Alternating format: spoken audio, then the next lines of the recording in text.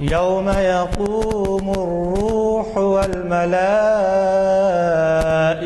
صفا لا يتكلمون إلا من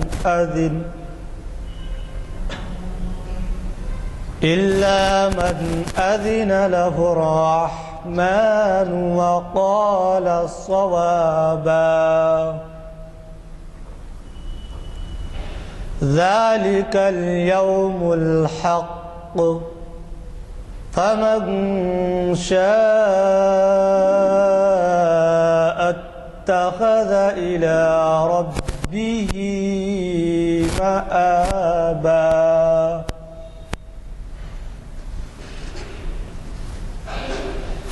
إنا أنذرناكم عذابا قريبا يوم ينظر المرء ما قدمت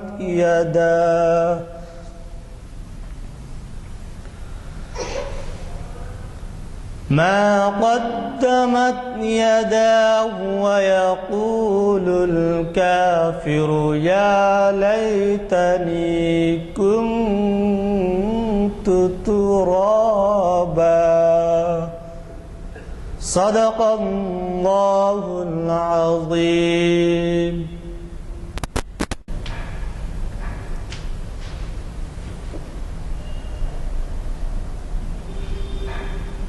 السلام علیکم ورحمۃ اللہ وبرکاتہ. اعوذ باللہ من الشیطان الرجیم. بسم اللہ الرحمن الرحیم. الحمد للہ رب العالمین والصلاة والسلام علی رسولہ النبی الکریم وعلی آلہ واصحابہ اجمعین.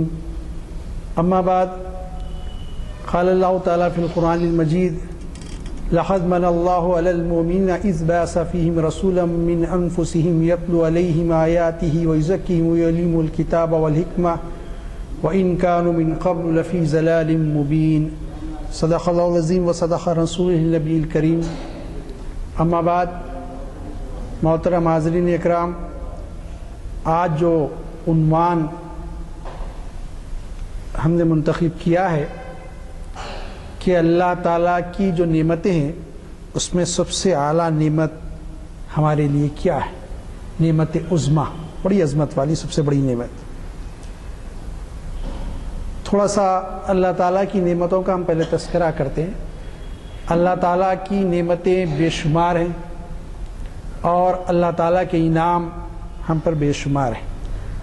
سب سے پہلے یہ کہ اللہ تعالیٰ نے ہم کو حیات، زندگی دی. حیات کا معاملہ بھی یہ ہے کہ اللہ کی بہت بڑی نعمت ہے جو اپنے مخلوق کو عطا کرتا ہے.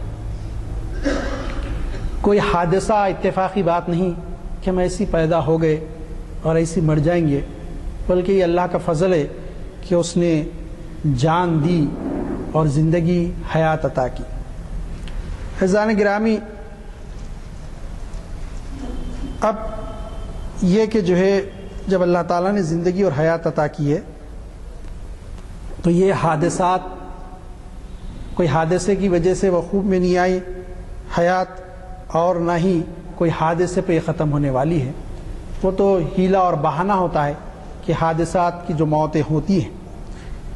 اللہ تعالیٰ نے اپنی مشیت کے مطابق ہم کو جو حیات دینی تھی دی، لیکن ہم دیکھتے ہیں کہ بہت سارے ایسے ہیں جو دنیا میں آنے سے پہلے ہی ماں کے پیٹ میں ہی ختم ہو جاتے ہیں.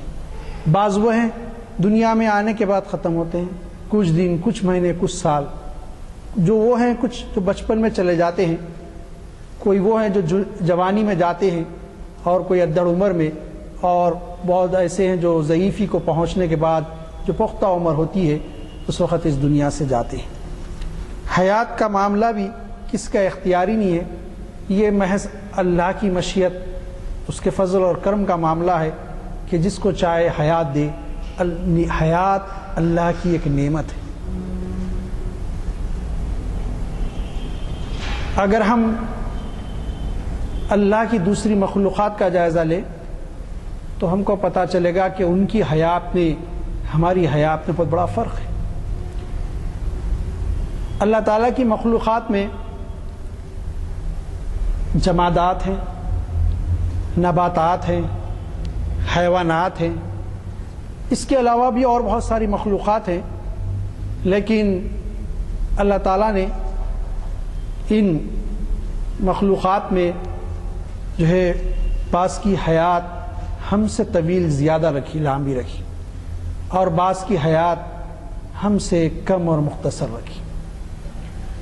یہ بھی مقدر کی بات ہے کہ اللہ تعالیٰ دنیا میں جس کسی کو حیات دے کر بھیجتا ہے تو حیات کتنے مہینے، کتنے سال، کتنے برس، کب تک کی ہوتی ہے، یہ بھی اللہ کی مشیت پر منحصر ہے کہ اللہ تعالیٰ جس کو جتنا چاہتا ہے اتنا دے دیتا ہے۔ اگر خود ہم انسانوں کے بارے میں غور کریں، جیسے کہ میں بھی عرض کر چکا آپ کے سامنے کہ بہت سارے تو بچپن میں ہی دنیا سے رخصت ہو جاتے ہیں۔ کسی شاعر نے جب ایک کلی کو پھول بنتے دیکھا تو اس نے اس سے کہا کہ غنچے تیری زندگی پہ دل ہلتا ہے، بس ایک تبسم کے لیے تو کھلتا ہے۔ بس ایک صبح کھل گیا، پھول بن گیا، شام میں ختم ہو گئی کلی۔ کیا مختصر سی حیات ہے اس کی، لیکن یہی نہیں، بہرحال ہم ایسا سمجھتے ہیں کہ کتنی مختصر حیات ہے، لیکن غنچے کا جو جواب ہے اس سے بڑا پیارا ہے۔ غنچے نے کہا اس چمن میں بابا یہ ایک تبسم بھی کسے ملتا ہے؟ بہت سارے کلیاں تو ہے جو توڑ لیے جاتے ہیں اور خبروں پہ چڑھائے جاتے ہیں اور مختلف کام میں آتے ہیں، ان کو پھول بننے کا، کھلنے کا بھی موقع اس دنیا میں نہیں ملتا۔ تو یہ ہے کہ یہ اللہ کی مشیت اور اس کی مہربانی، اس کے فضل پر منحصر ہے کہ کس کو کتنی حیات دے۔ لیکن ہم اپنے بارے میں جب سوچ رہے ہیں تو دیکھیں کہ حیات تو دی، لیکن حیات ہوتی جمادات کی طرح۔ میں دنیا میں پیدا تو کر دیا، خلقت ہو گئی، لیکن پہاڑ بنے ٹھہرے ہیں، کہیں ہل نہیں سکتے۔ ریتی کا ایک تودا بنے ہیں، مٹی کا ایک ٹیکری بن گئے ہیں، ٹیلا بن گئے ہیں۔ تو یہ کہ جو اللہ تعالیٰ نے جمادات میں ہم کو پیدا نہیں کیا، یہ اللہ کی بہت بڑی نعمت ہے۔ پھر ہم دیکھیں کہ نباتات میں پیدا نہیں کیا، اس میں کسی قسم کی جان ہوتی ہے، نشو و نما ہوتی ہے اس کی، وہ ہرا بھرا بھی ہوتا ہے، اس کو پھول بھی آتے ہیں، پھل بھی لگتے ہیں، لیکن یہ کہ وہ مرجھا بھی جاتا ہے، سوکھتا ہے، وہ بھی اس میں بھی ایک قسم کی حیات ہے۔ لیکن اللہ تعالیٰ نے ہم کو ان میں پیدا نہیں کیا نباتات۔ پھر ایک ان سے اعلیٰ مخلوق ہے جس کو ہم حیوانات کہتے ہیں، اللہ تعالیٰ نے ہم کو حیوان بنا کر پیدا نہیں کیا۔ ان کے بھی عقل ہے، ادراک ہے، فہم ہے، شعور ہے، اس کی ایک حد ہے، اس سے آگے وہ نہیں سوچ سکتے۔ اللہ تعالیٰ نے ہم کو انسان بنا کر پیدا کیا، یہ اللہ تعالیٰ کی بہت بڑی نعمت ہے۔ سوال یہ پیدا ہوتا ہے کہ اللہ کی جو دوسری مخلوقات ہے، جن ہو، ملائک ہو، اور مخلوقات ہیں جو نظر نہیں آتی ہم کو، تو یہ مخلوقات سے بھی کیا انسان ممتاز ہے؟ ان سارے مخلوقات میں اللہ تعالیٰ کا یہ بڑا احسان ہوا کہ ہم کو سب سے زیادہ ممتاز قرار دیا، نہ صرف ممتاز قرار دیا بلکہ اپنا نائب بنا کر اس دنیا میں بھیجا کہ اللہ کے بعد اس کائنات میں کوئی ہے تو مقام انسان کا ہے، وہ مرتبہ انسان کا۔ اتنی بڑی نعمت اللہ نے ہم کو دی کہ انسان اپنا نائب اور اپنا خلیفہ بنا کر اللہ تعالیٰ نے ہم کو بھیجا۔ فضان گرامی، یہ اللہ تعالیٰ کا بڑا فضل و کرم ہوا کہ اس نے ہم کو انسان بنا کر اس دنیا میں پیدا کیا، اس دنیا میں بھیجا۔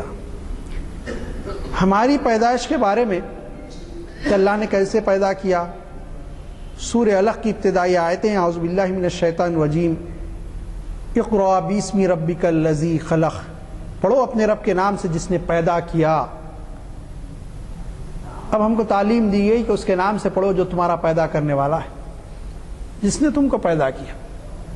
ہم کو حکم دیا گیا پڑھنے کا کہ پڑھیں، پڑھائی کا آغاز کریں اس کے نام سے جو ہمارا پیدا کرنے والا ہمارا خالق ہے، اس کے نام سے، اس رب کے نام سے جو ہمارا خالق ہے، اس رب کے نام سے ہم پڑھیں۔ یہ بھی کہ جو ہے عبادت بھی اسی کی ہو۔ قرآن مجید میں ایک جگہ ارشاد فرمایا یا ایھا الناس اعبدوا ربکم الذی خلقکم، اے گروہ انسان عبادت کرو اس کی جو اس پروردگار کی جو تمہارا پیدا کرنے والا ہے، اس رب کی جو تمہارا پیدا کرنے والا خالق ہے۔ تو اللہ تعالیٰ جو ہمارا خالق ہے وہ ہم سے مطالبہ کرتا ہے کہ ہم پڑھیں اسی کے پھر کہا خلق الانسان من علق، کہ آدمی کو ہم نے جمے ہوئے خون سے پیدا کیا۔ ہماری خلقت کے بارے میں بتا رہا ہے کہ تم ذرا سوچو کہ تم کو اللہ نے کیسے پیدا کیا۔ پھر قرآن مجید میں ایک جگہ کہا گیا کہ وہ اس خطرے سے ناچیز جو ہے گرا جسم پہ کپڑے پہ تو ناپاک ہو جائے، اس سے ہم نے تمہاری خلقت ہی تم کو پیدا کی۔ ہم اپنی پیدائش پہ غور کر کے دیکھیں کہ ہم کیا تھے اور اللہ تعالیٰ نے ہم کو کس چیز سے پیدا کیا اور کیسے بنایا۔ اس کے بعد اللہ فرماتا ہے اقرأ ربک الاکرم، پڑھو اور تمہارے رب سے ہی جو بڑا کریم ہے، الذی علم بالقلم، جس نے قلم سے لکھنا سکھایا۔ اب یہاں ایک چیز بتائی گئی کہ انسان کو پیدا تو کیا، اپنا نائب تو بنایا، اس کو پڑھنے کا بھی حکم دیا، لیکن اس کے ساتھ اس کو لکھنا بھی سکھایا۔ ہم دیکھیں گے کہ اللہ کی جو مخلوق ہے اس میں فرشتوں کے سوا اور کسی کا تذکرہ نہیں ملتا کہ جو لکھنا جانتی ہوں۔ فرشتے تو مامور ہے لکھنے پہ ہمارے اعمال کو۔ دوسری مخلوقات کو ہم دیکھیں، پڑھ بھی نہیں سکتے، لکھ بھی نہیں سکتے، اور اللہ نے ہم کو لکھنا سکھایا اور کہا قلم سے ہم نے لکھنا سکھایا۔ ہم غور کر کے دیکھیں کہ اللہ تعالیٰ کا کتنا بڑا انعام ہے کہ ہم لکھ کے کسی کو کوئی پیغام اپنا پہنچا سکتے ہیں۔ لکھنا قلم کے ذریعے سکھایا۔ پھر اللہ نے فرمایا علم الانسان ما لم یعلم، آدمی کو سکھایا جو نہ جانتا تھا، قید نہیں رکھی۔ جتنے تجربات، مشاہدات، آبزرویشن کے ذریعے جو بھی علم حاصل کرے گا اللہ سکھا کے چھوڑ دیا ہے، ہدایت دے دی ہے، اب تم کوشش کرو سیکھتے جاؤ۔ کلا ان الانسان لا یطغی، ہاں بے شک آدمی سرکشی کرتا ہے۔ یہ کہ دیکھیے یہاں اب لایا گیا کہ پہلے پیدائش انسان کی بتائی گئی کہ انسان کیسے پیدا کیا گیا، ایک جمے ہوئے خون سے۔ پھر کہا گیا کہ انسان کو اللہ نے قلم کے ذریعے لکھنا سکھایا۔ پھر کہا گیا کہ انسان کو وہ چیز سکھائی، اس کی تعلیم دی جو نہیں جانتا تھا انسان۔ اب کہا گیا کہ دیکھو اس کے باوجود آدمی کا معاملہ ہے، ہاں بے شک آدمی سرکشی کرتا ہے، سمجھتا ہے میں خود بہت کچھ ہوں، اور یہ کہ جو ہے میں ایسا ہوں ویسا ہوں، الراہ استغنا، اس پر اپنے آپ کو غنی سمجھتا ہے، بہت مالدار ہوں، بڑی صلاحیتیں میرے میں ہیں۔ لیکن اگر وہ اپنی خلقت پر غور کرے تو اس کو پتہ چلے گا کہ وہ کچھ نہیں ہے۔ اللہ تعالیٰ نے اس کو ایک جمے ہوئے خون کے خطرے سے پیدا کیا۔ یہ اللہ تعالیٰ کا بڑا فضل و کرم ہوا کہ اللہ نے اس کو کیسے پیدا کیا ہے۔ یہ اللہ خلقت کے بارے میں اپنے انعام کا اظہار کرتا ہے۔ عزیزان گرامی، پڑھنا بھی سکھاتا، لکھنا بھی سکھا دیتا اللہ تعالیٰ۔ یہ سورہ علق آپ جانتے ہیں کہ جو میں آیتوں کی تلاوت کی سعادت حاصل کی ابتدائی 5، یہ مکی صورت ہے، اور سب سے پہلے اس کا شان نزول یہ 5 آیتیں پہلے وحی کی شکل میں وحی جو آئی حضور پہ یہ 5 آیتوں کی آئی تھی۔ اللہ تعالیٰ پڑھنا بھی سکھاتا، لکھنا بھی سکھاتا، لیکن وہ قوت، بیان کی قوت نہیں دیتا، بولنے کی صلاحیت نہیں دیتا، تو انسان کتنا مجبور اور بے بس ہوتا۔ ہم جانوروں کو دیکھتے ہیں، بہت سارے اشارات سمجھتے ہیں اور کام کرتے ہیں، لیکن وہ ان کے ذہن میں جو کچھ آتا ہے وہ عمل کرتے ہیں، لیکن زبان سے ہم کو بتا نہیں سکتے وہ کیا چاہتے ہیں۔ یا یہ کہ اگر کوئی بول بھی سکتا ہے تو ان کی بولی ہر کوئی سمجھ نہیں پاتا۔ تو معاملہ ان کا ان جانوروں کا یہ ہے، لیکن اللہ تعالیٰ نے انسان کو بیان کی قوت دی۔ سورہ رحمان کی آیتیں ہیں، اعوذ باللہ من الشیطان الرجیم، الرحمن علم القرآن خلق الانسان علمہ البیان۔ اللہ تعالیٰ نے فرمایا رحمان وہ ہے جس نے قرآن سکھایا، پھر انسان کو پیدا کیا، خلق الانسان، انسان کو پیدا کیا۔ رحمان کس نے؟ جس نے پیدا کیا انسان کو۔ بار بار تذکرہ پیدائش کا کہ جان، حیات، پیدائش نعمت ہے۔ پیدا ہی نہیں کرتے دنیا میں تو کیا کرتے؟ پیدا کرتے نباتات، جمادات، حیوانات میں پیدا کرتے، ان کا اختیار ہے، آپ کو اختیار تھا، میرے کو اختیار ہے انسان بن کے پیدا ہونا، اسی کے اختیار میں تھا۔ یہ اس کی نعمت ہے کہ اس نے ہم کو انسان بنا کر پیدا کیا، پھر کہا علمہ البیان، اور ہم نے اس کو بیان سکھایا۔ یہ دیکھیے، یہ قوت گویائی تھی کہ وہ بیان کرے لوگوں کے سامنے، اپنے معافی الضمیر کا اظہار کرے لوگوں کے سامنے۔ یہ بیان کی قوت، بیان کرنا، یہ اللہ نے سکھایا۔ یہ بہت بڑی نعمت ہے اللہ کی، اگر ہم غور کر کے دیکھیں اللہ نے ہم کو دی۔ پھر اللہ تعالیٰ نے ان چیزوں کے ساتھ علم دیا، پڑھنا سکھایا، لکھنا سکھایا، پھر اس کے بعد بیان کا علم دیا کہ بیان کریں، معافی الضمیر کو بیان کریں، جو کچھ علم ہے اس کو لوگوں کے سامنے بتائیں، بیان کریں، خطاب سکھایا۔ اس کے ساتھ ساتھ اللہ تعالیٰ نے بے شمار نعمتوں سے ہم کو نوازا۔ آپ غور کر کے دیکھیں، ہم غور نہیں کرتے، اس لیے قرآن مجید میں کہا وَاشْكُرُوا لِي وَلَا تَكْفُرُونَ، میرا شکر بجا لاؤ، کفر مت کرو میرا۔ ہم کچھ مشکل آتی کہ بھائی انہوں دیکھو اتنا اچھا ہے، میں اتنا پریشان حال ہوں، ان کا یہ معاملہ ہے، میرا یہ معاملہ ہے۔ نہیں، اگر ہم غور کر کے دیکھیں کہ ٹھیک ہے صاحب، اللہ نے حیات تو دے دی، جسم بھی دیا، اس دنیا میں پیدا بھی کیا، وہ خالق ہے ہمارا، ہمیں خلقت ہے، مخلوق ہے اس کی، پیدا کر دیا۔ لیکن آپ ذرا تصور کریے کہ ایک ہاتھ نہیں ہوتا، ایک ہاتھ ہی رہتا ہمارا، ایک ہاتھ کے معذور ہوتے، تو آپ سوچ کے دیکھیے کہ دنیا میں آپ کو کتنی تکلیف ہوتی ہے۔ ان سے پوچھئے جن کا ایک ہاتھ نہیں ہے کتنی تکلیف ہوتی ہے ان کو کام کرنے کی۔ دو دو ہاتھ اللہ نے سالم ہم کو عطا کیے، پھر جس کے ذریعے ہم کام کرتے ہیں، جس کے ذریعے محنت و مشقت کرتے ہیں، جس کے ذریعے سامان اٹھاتے ہیں، جس کے ذریعے لکھتے ہیں، اللہ نے ہم کو عطا کیے۔ ان کو دیکھیے کیا حال ہے ان کا۔ پھر اللہ نے دو دو پیر عطا کیے۔ پولیو کے جو مریض ہیں، بچپن میں پولیو کا افیکٹ ہوا تھا، پیر کے معذور ہیں، دیکھیے کود نہیں سکتے، کھیل نہیں سکتے، دوڑ نہیں سکتے، چل نہیں سکتے، چلتے ہیں تو بڑی مشکل سے چلتے ہیں۔ کتنا بڑی نعمت اللہ کی، اللہ نے کتنا احسان فرمایا کہ صحیح سالم دو دو پیر عطا کیے، جس سے ہم چلتے ہیں اور دوڑتے ہیں اور پھرتے ہیں، کھیلتے ہیں، بھاگتے ہیں۔ یہ اللہ کا کتنا بڑا انعام ہو گیا ہم پر۔ ذرا ان کو تصور کر کے دیکھیے جو گونگے ہیں، بیان نہیں کر سکتے، بہرے ہیں، سن نہیں سکتے۔ بس اوقات ہم دیکھتے ہیں، میرے ایک انکل ہے، ان کے پاس جو ایک مزدور کام کرتا تھا، انتقال ہو گیا اس کا، وہ ہم کو سمجھاتا تھا، کوئی بات بعض وقت ہم نہیں سمجھ پائے اس کے اشاروں میں، غصہ کرتا تھا، اس کو غصہ آتا تھا میری باتیں لوگ نہیں سمجھ پا رہے ہیں۔ آج مجھے احساس ہوتا ہے کہ اس کی کیا تکلیف تھی، ان کی کیوں نہیں بات بولنا چاہ رہا، ہم نہیں سمجھ پا رہے ہیں اس کی بات کو۔ تو آپ غور کر کے دیکھیں کہ اللہ تعالیٰ کا کتنا بڑا احسان ہوا کہ اللہ تعالیٰ نے ہم کو سننے کی صلاحیت، سماعت بھی عطا کی، اور پھر اس کے ساتھ زبان بھی عطا کی جس کے ذریعے ہم بولتے ہیں، بیان کرتے ہیں۔ ٹھیک ہے، ایک آدمی بول سکتا ہے لیکن سن نہیں سکتا، ہوتا ہے۔ اچھے خاصے تھے، کانوں پہ کچھ افیکٹ ہو گیا، بولیے سنتے نہیں، آلہ لگائے تو بھی سننے نہیں آتا، بعض لوگ بول سکتے، بولتے رہتے لیکن، یا کم سنتے، کتنی تکلیف ان کو ہوتی ہے۔ تو یہ اللہ کا شکر ہے کہ اللہ تعالیٰ نے ہم کو قوت گویائی دی اور قوت سماعت بھی دیا۔ اللہ کا کتنا بڑا فضل و کرم ہو گیا۔ عزیزان گرامی، اور غور کر کے دیکھیں جسم کے اوپر کہ اللہ کیسا خالق ہے، کیسا رب ہے، کیسا مہربان ہے، کیسا رحمان ہے۔ رحمان کے ساتھ تذکرہ کیا کہ جو خلق الانسان، ہم نے انسان کو پیدا کیا۔ آپ غور کر کے دیکھیں کہ بینائی دی،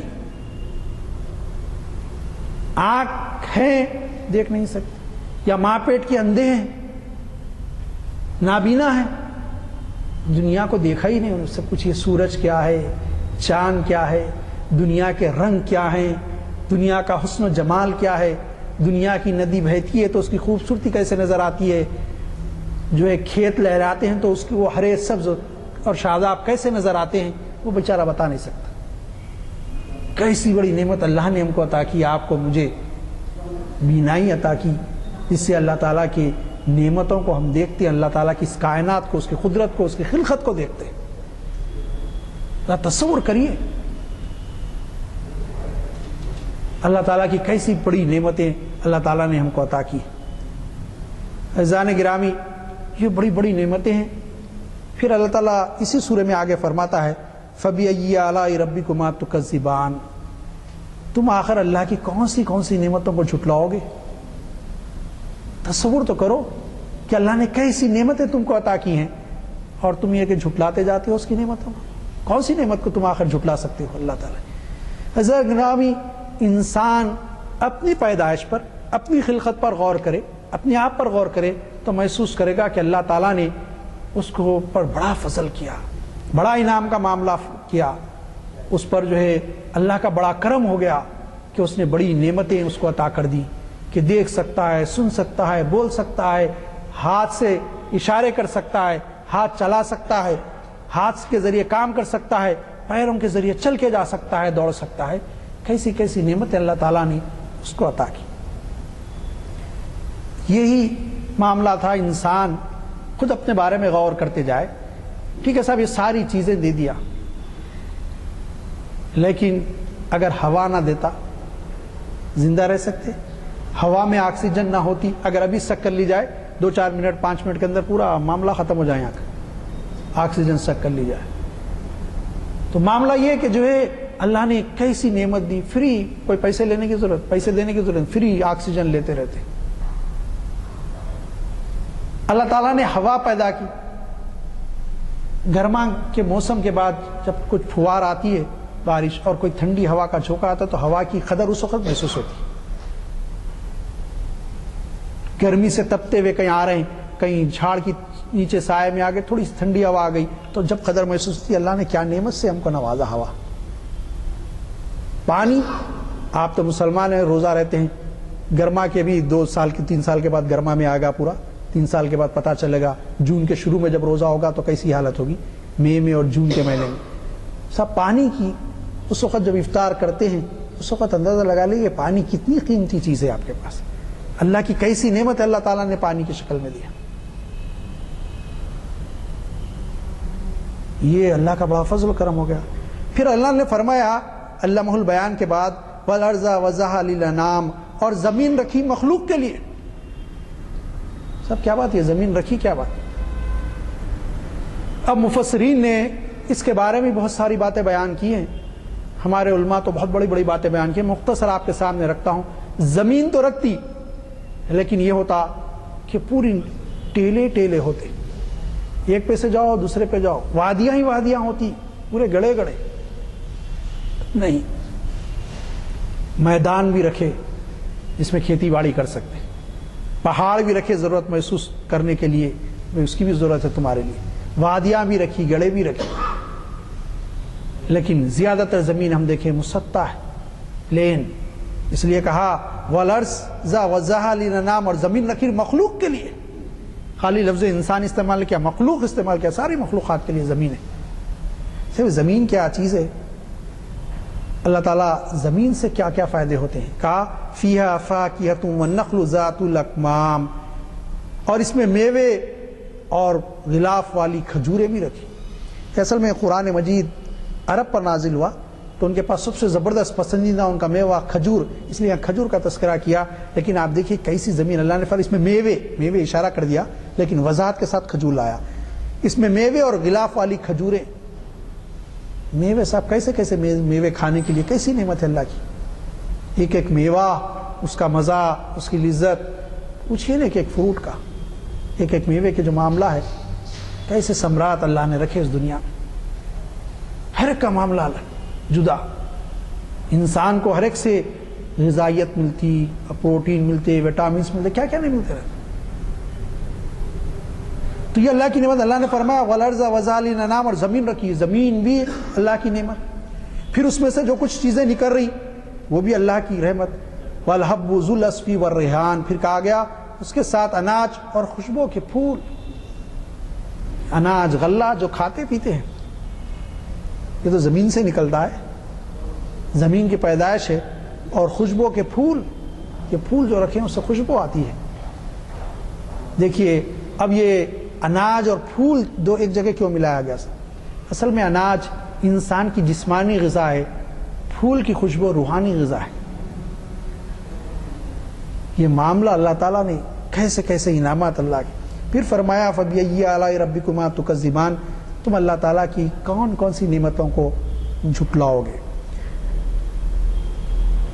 عزیزان گرامی، اب اللہ تعالیٰ نے، یہ سورہ رحمان تھا، اب اللہ تعالیٰ نے انسان کو پیدا تو کیا، لیکن اس کی تخلیق کے بارے میں بھی سورہ تغابن میں بہت پیاری بات اللہ نے فرمائی. ہم غور کر کے دیکھیں. اللہ نے فرمایا اعوذ باللہ من الشیطان الرجیم خلق السماوات والارض بالحق وصورکم فحسن صورکم والیہ المصیر. آیت نمبر 3 سورہ تغابن. اللہ فرمایا اس نے آسمان اور زمین حق کے ساتھ بنائے. کیا فرمایا؟ آسمان اور زمین دونوں حق کے ساتھ فرمائے. اب حق کی کئی تشریح علماء نے کی ہے، مفسرین نے، کہ ان کو ایسے رکھا کہ کوئی ایک دوسرے پر نہ گر پڑے. اب سائنس کہہ رہی ہے کہ تھوڑا سا بھی اس میں فرق ہو جائے تو یہ پوری کائنات تباہ ہو جائے. ایسا نظام بنا کے رکھا ہے. زمین اور آسمان کا بنائے حق کے ساتھ، اور تمہاری تصویر کی صورت شکل بنائی تمہاری، اور اچھی صورت بنایا تمہاری، اور اسی کی طرف پھرنا یاد رکھ لو. اچھی صورت بنایا. آپ سوچیے ایک آنکھ یہاں ہوتی، میری ایک یہاں کا ہاتھ ہوتی، جو خوبصورت تھی اب نظر آ رہی نظر آتی. آپ ذرا سوچیے آنکھیں ادھر ہوتی، ناک پیچھے ہوتی، کیا خوبصورت کا تصویر بنائی تمہاری، اچھی خوبصورتی دی تم کو. ٹھیک ہے، سب آنکھ ناک ادھر، ہونٹ اور زبان ادھر پیچھے لگا دے.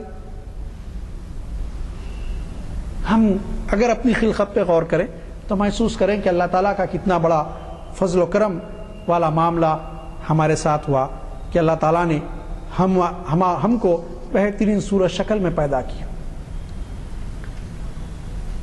عزیزان گرامی، اب سوال یہ پیدا ہوتا ہے کہ انسان کو اللہ تعالیٰ نے بے شمار نعمتوں سے نوازا، انسان کو اپنا خلیفہ بنایا تو بے شمار نعمتیں عطا کی. یہ نعمتیں تھیں جو بقائے جان کے لیے، ہماری بقا کے لیے ضروری تھی، جس کا تذکرہ میں نے قرآن مجید کی آیتوں کے حوالے سے آپ کے سامنے رکھا. یہ ضرورت تھی اس کی. لیکن کیا یہی نعمتیں انسان کے لیے کافی تھی؟ نہیں. انسان کے لیے یہ تو دنیا میں زندگی گزارنے کے لیے ان چیزوں کی ضرورت تھی، لیکن یہ کہ دنیا میں زندگی گزارے ان چیزوں کے ساتھ تو معاملہ ایک معاشرے کا بنتا ہے. ایک معاشرتی پہلو آتا ہے کہ معاشرہ کیسا ہو، اس کے لیے ہدایت کی ضرورت تھی. پھر یہ کہ جو خالق ہے جس نے پیدا کیا کہ بندہ اسی کی عبادت کرے، کسی اور کی عبادت نہ کرے، اس کی رہنمائی کی ضرورت تھی. اس لیے قرآن کہتا ہے لِكُلِّ قَوْمٍ ہاد، ہم نے ہر قوم میں ہادی بھیجے تاکہ وہ ہمارے بندوں کو ہماری طرف رہنمائی کرے. یہ کہ جو ہے وہ رہنمائی کرتے ہیں اللہ کی طرف بلاتے ہیں بندوں کو.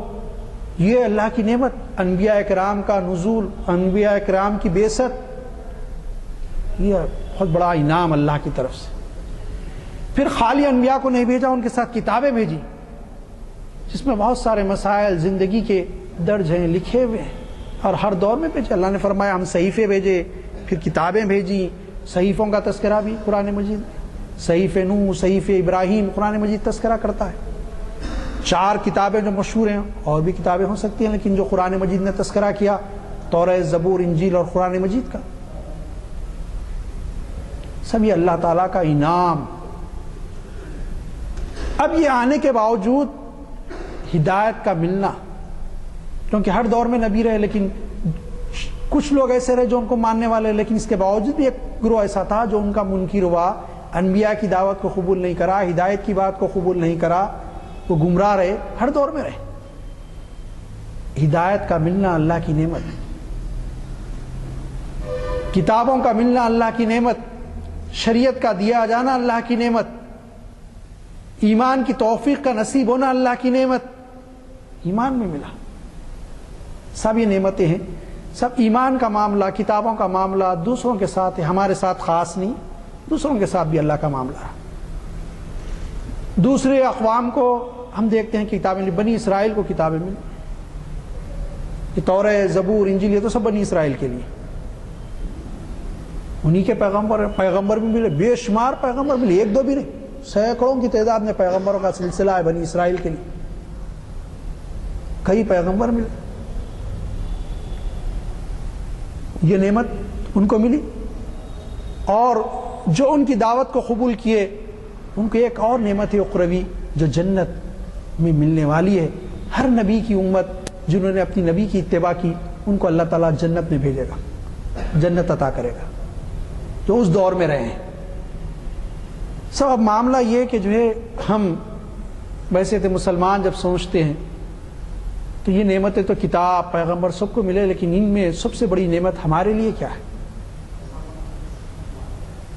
کیا قرآن مجید نعمت؟ یقیناً قرآن اللہ کی کتاب ہے، بہت بڑی نعمت ہے۔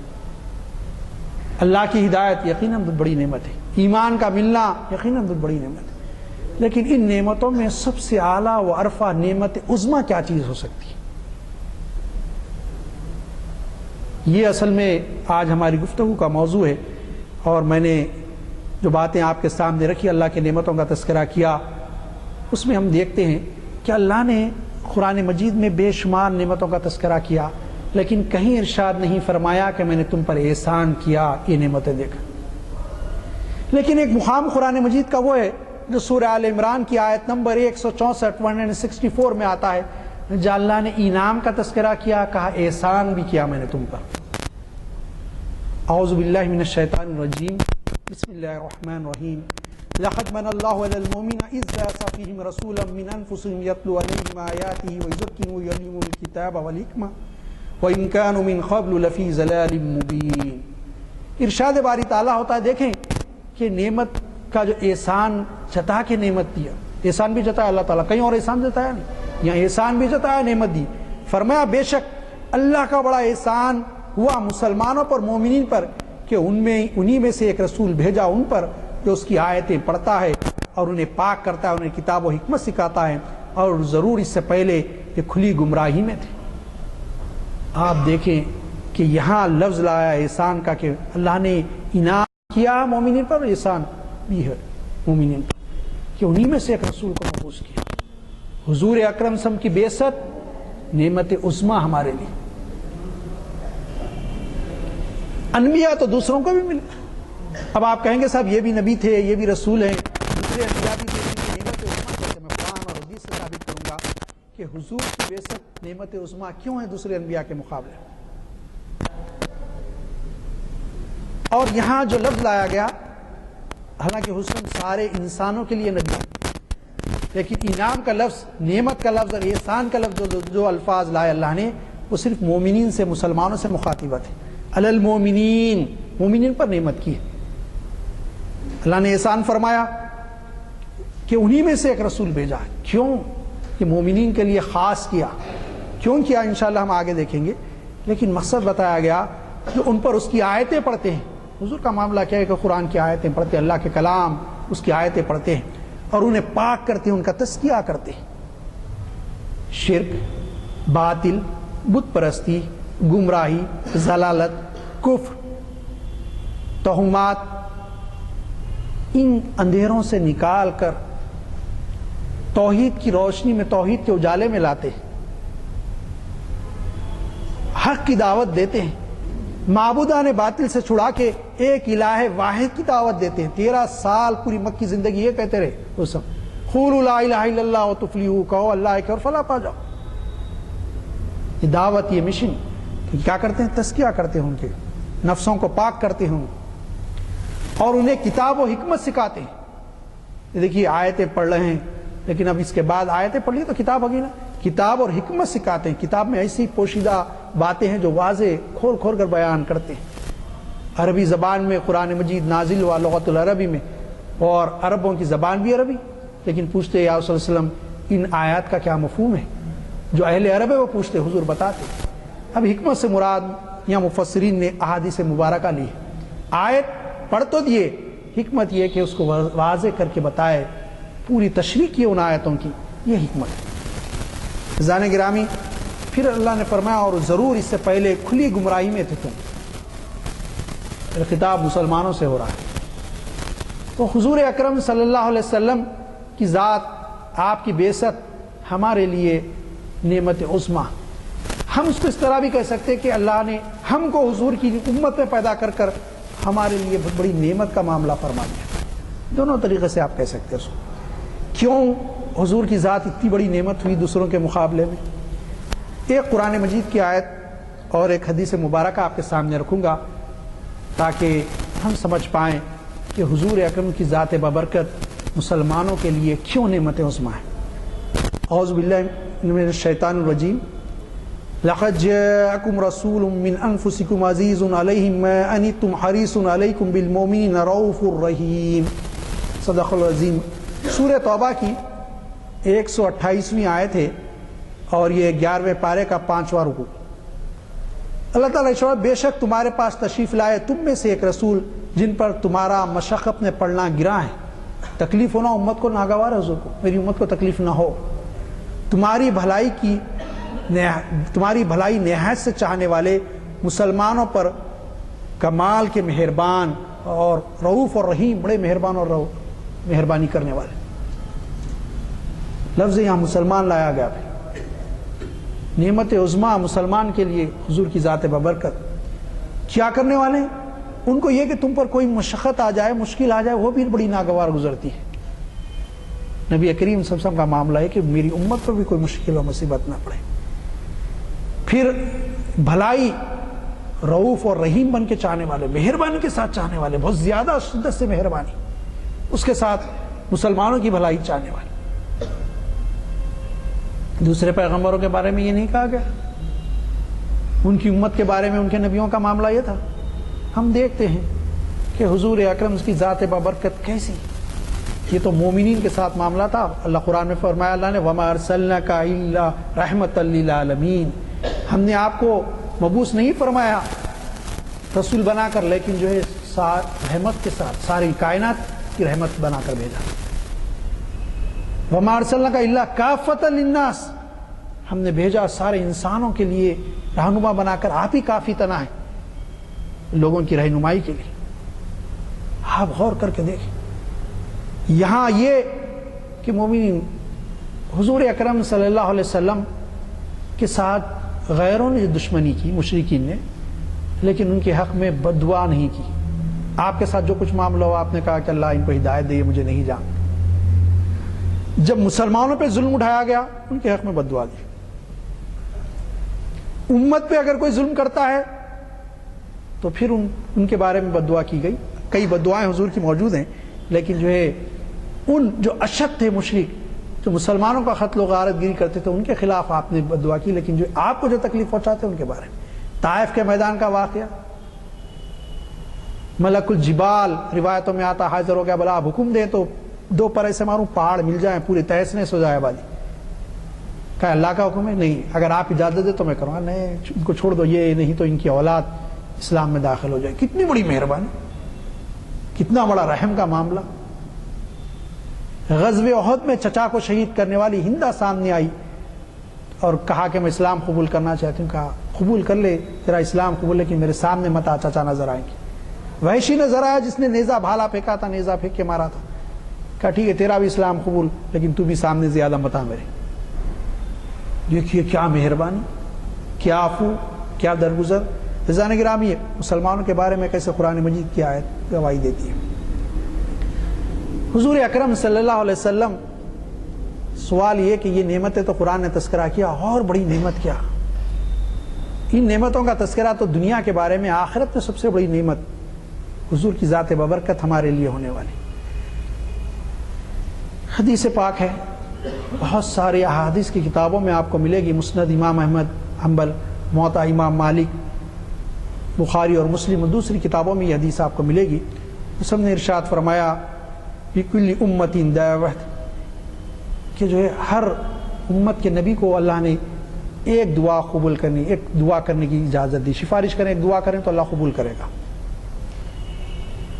انی اختبات دعوت یوم القیامہ فی لشفاعت اہل الکبائر، حضور نے ارشاد فرمایا مجھے بھی ایک دی گئی، جیسے دوسرے انبیاء کو دی، مجھے بھی ایک دعا کی اجازت دی گئی، میں جو دعا کروں گا اللہ قبول کرے گا۔ ایک موقع ایسا آیا کہ حضور نے بڑا ناگوار گزرا۔ مشرکین مکہ کہ ٹھیک ہے ہم ایمان لاتے، اتنی دعوت دیتے نا، ان پہاڑوں کو سونے کے بنا دو، چاندی کے بنا دو۔ حضور صاحب نے اللہ سے اجازت چاہی دعا کی، تو کہا گیا کہ ابھی آپ دعا کریں گے تو ہم بنا دیں گے، لیکن اس کے بعد بھی یہ منکر ہوں گے تو پھر ان پہ عذاب لائیں گے۔ اب آپ سوچ لیجیے عذاب لانا چاہتے ہیں ان پہ؟ حضور نے کہا نہیں، عذاب نہیں۔ وہ ایک موقع تھا جہاں حضور دعا کر سکتے تھے، لیکن اس وقت بھی اس دعا کو رکھا. حضور نے فرمایا اس میں میں نے اپنی دعا کو اٹھا کے رکھا یوم قیامت کے لیے، اس کے ذریعے میں شفاعت کروں گا میرے امت کے گناہ گاروں کی. یہ ہے نعمت عظمیٰ آپ کی اور میرے لیے کہ حضور نے فرمایا اللہ نے مجھے اختیار دیا دعا کی، ایک دعا جو کروں گا میں قبول کرے گا اللہ تعالیٰ. میں نے اس کو اٹھا کے رکھ لیا قیامت کے لیے. کیسی امت کی فکر! یہ ہے نعمت عظمیٰ سب سے بڑی کہ ہم حضور کی امت میں ہو اور حضور نبی کریم صلی اللہ علیہ وسلم کا جیسے رسول اور نبی ہم کو ملے. یہ ہے نعمت عظمیٰ سب سے بڑی. ایمان دوسروں کو ملا، کتابیں دوسروں کو ملی، ہدایت دوسری اقوام کو بھی ملی، دوسرے نبیوں کی امت کو بھی ملی. یہ بھی ساری نعمتیں ہیں، لیکن سب سے بڑی نعمت، سب سے اعلیٰ و عرفہ نعمت، سب سے بڑا اللہ کا انعام مومنین پر جو ہے وہ حضور اکرم صلی اللہ علیہ وسلم کی بعثت، کہ حضور کا ہمارے لیے رسول اور نبی بن کر دنیا میں مبعوث ہو. یہ ہے نعمت عظمیٰ. عزیزان گرامی، میں نے آپ کے سامنے جو عنوان اپنے لیے منتخب کیا تھا کہ نعمت عظمیٰ کیا، مختصر الفاظ میں نے بہت ساری باتیں اشارتاً آپ کے سامنے رکھی کہ یار اللہ تعالیٰ نے بڑی نعمتوں سے ہم کو سرفراز فرمایا، لیکن اس میں سب سے اعلیٰ و عرفہ نعمت کہ حضور اکرم صلی اللہ علیہ وسلم کا امتی بنا کر ہم کو پیدا کیا. یہ بہت بڑی نعمت ہے، اور اس نعمت کے طفیل اللہ تعالیٰ نے دوسری امتوں کی عمریں بہت بڑی بڑی تھی اور انہوں نے بڑی بڑی عبادتیں کی، اور لیلۃ القدر جو عطا کی گئی، حضور اکرم صلی اللہ علیہ وسلم نے بنی اسرائیل کے ایک شخص کا تذکرہ اپنے صحابہ کے درمیان کیا کہ وہ 70 سال تک اللہ کی عبادت کرتا رہا اور 70 سال تک گھوڑے پر سوار ہو کے اللہ کے راستے میں جہاد کرتے رہا. صحابہ نیکیاں کمانے کے بارے میں بڑے حریص، ان کے ایسا کوئی حرص کرنے والا نہیں نیکیوں کے معاملے میں. ان کو بڑا وہ ہو گیا کہ 70 سال جہاد کرا اور 70 سال اللہ کی عبادت اور ریاضت کرا، اب ہماری عمریں بھی 70 سال نہیں، ہم کب اس مقام کو پائیں گے. بڑا ناگوار گزرا ہے واقعہ ان کے لیے. حضور اکرم نے پوچھا کیا ہو گیا تم کو؟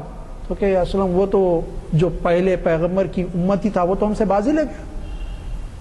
اللہ تعالیٰ نے انعام کی طور پہ وہ رات عطا کی کہ جو وہ رات ایسی کہ 1000 مہینوں کے برابر، ایک رات 1000 مہینوں کے برابر اس میں عبادت کرنا، ایسی رات عطا کی. یہ نعمت حضور کے ذریعے ملی.